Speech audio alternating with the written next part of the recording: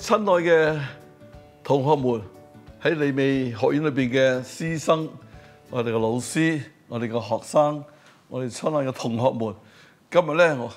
作為一個院長咧，我好高興咧，同大家咧去宣告一件嘅事情，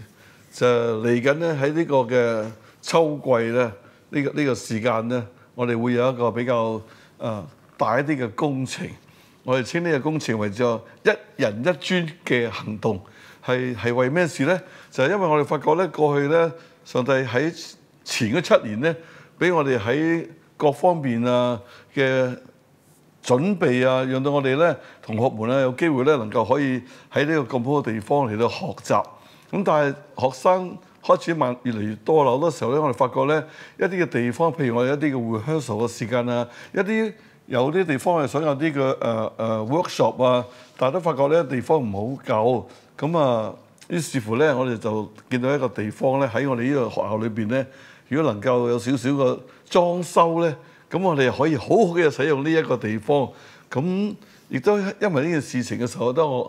一路禱告嘅時候咧，咁上帝原來喺當中咧真係有佢嘅時間。雖然其實呢一個 idea 咧，呢一個使命啦，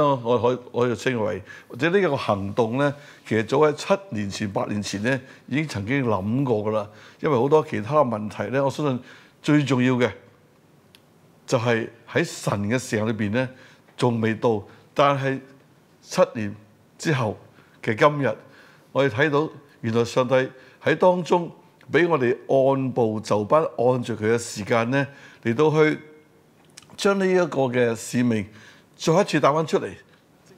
咁剛我講到咧，今次咧有啲咩人係 involve 喺呢一個嘅一人一專嘅行動裏邊嘅時候咧，上帝嘅靈都感動咗我。因為睇翻下尼希米，佢當佢翻去預備重建翻個聖殿嗰個城牆嘅時候咧，佢所禱告嘅就係希望能夠神嘅子民喺當中，每一個人都有出佢一份嘅力量。咁我諗到，哇！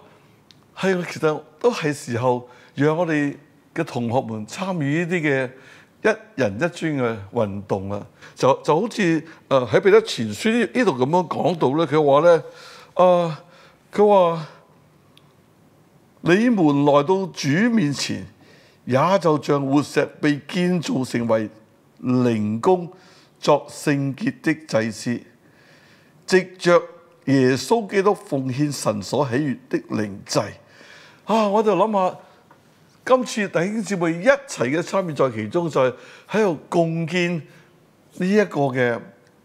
神嘅地方，好叫到我哋更加多人咧能夠可以得到呢個益處。所以我希望今次藉著呢一個嘅同大家分享咧，鼓勵我哋嘅同學們，今次係我哋能夠對利未學院一個回應嘅時間啦。就讓我哋能夠咧喺當中咧係參與呢個一人一專嘅行動。咁當然好明顯，我哋嘅目標咧就希望能夠大概有30萬左右嘅籌款。但係我當然希望唔係淨係單單係籌款呢個行動，更重要嘅我哋都被提醒，特別喺我哋當中一位嘅牧師提醒我哋，佢話 fundraising 最重要嘅係 people raising， 所以exactly 就同我哋神俾我哋所睇到嘅個異象咧吻合，就係今次呢個 people 就係我哋喺利未學院蒙恩一齊得到訓練嘅我哋嘅同學們啊，所以希望能夠同學們你哋嘅一人一專，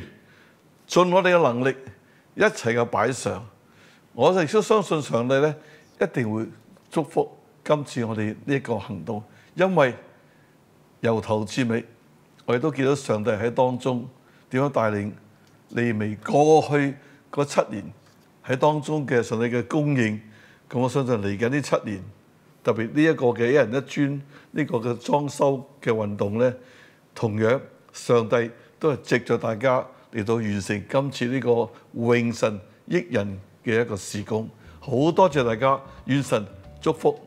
我哋每一位嘅同學。